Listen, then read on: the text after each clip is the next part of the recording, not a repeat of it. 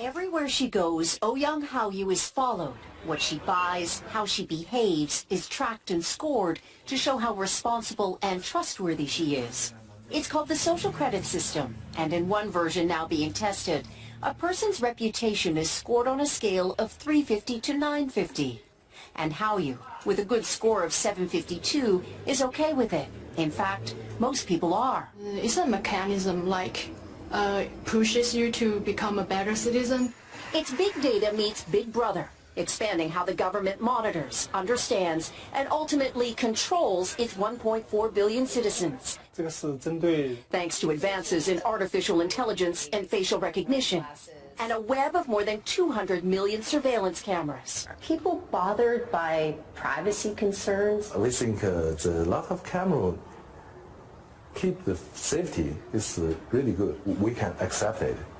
Companies are experimenting with the algorithms to help the government create the new national social credit system. The government also has pilot projects. In one, citizens are required to do hours of unpaid work to get benefits. And scores are docked for things like littering, a messy yard, gossip, even jaywalking. Video of offenders is shown on the local news.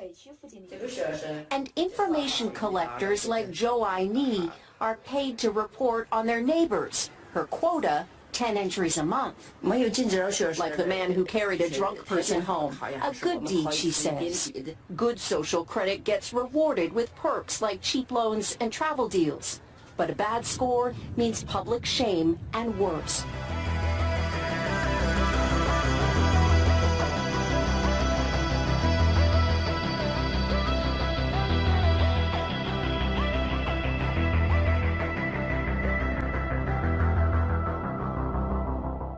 We need to make sure that everybody continues to let us know where those folks are.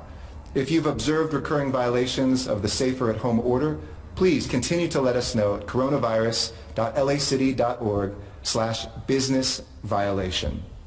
You know the old expression about snitches? Well, in this case, snitches get rewards. We want to thank you for turning folks in and making sure we are all safe.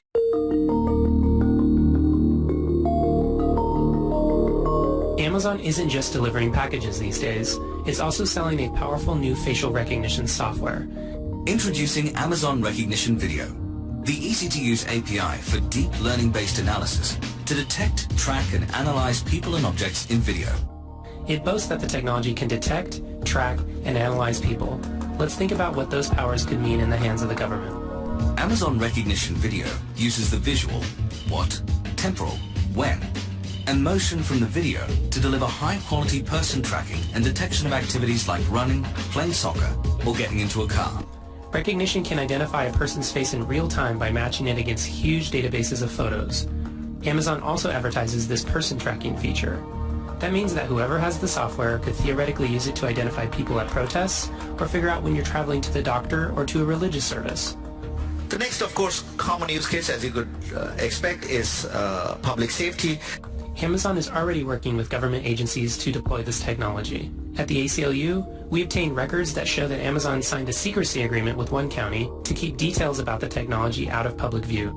They've also invited law enforcement to suggest new features, and they offered free consulting to help the City of Orlando build its own system. City of Orlando is a launch partner of ours. It's a smart city. They have cameras all over the city. We analyze the video in real time, search against the collection of faces that they have. So Orlando is already using the technology. It also already has surveillance cameras all over the city on everything from light posts to police officers. Activating a city-wide facial recognition system could be as easy as flipping a switch. Body cams were designed to keep officers accountable to the public.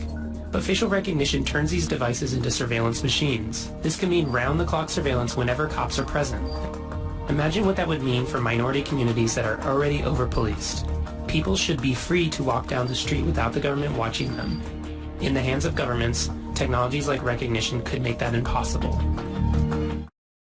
So here we go. Said it right there, plain as day. If you don't get on board with this, of what's coming, you will be left behind. Whether it be food, money, whatever it may be, you will be left behind if you do not participate in this new digital era, digital ID 2020, and other things that are coming that are in the works, you're going to be left behind. Perfect example, this was announced April 6th by a company, NetSense, that you need to know about. NetSense is a disruptive cryptocurrency payment technology company. They specialize in digital currency. NetSense jumped into action as soon as it learned of the plans that the United States Congress made to legislate for the U.S. Federal Reserve digital currency as part of two different versions of the COVID-19 stimulus bill. Ultimately, this aspect of the legislation wasn't included in the final version, but the board and the advisors of NetSense have agreed that this digital dollar will be included in subsequent legislation. So it's coming. Then that's how they roll. That's how they do things. They roll stuff out, they put it in the stimulus package, they sit back, see how they respond, and then if it's not going to go through, they pull it back, and then they roll it out later for another time. That's exactly what Google is about. That's exactly what social media is about, is looking at the algorithms of how we react to certain things before they roll things out and see how far they can go. So that is, they are working also with the central banks of all over around the world on the central bank digital currency, which is the CBDC. You can look all this up. And that is the whole purpose of understanding how central banks work. They're not part of any government of any of the countries that are in. In our country, in the United States, it is called the Federal Reserve Bank. It is no more federal than Federal Express.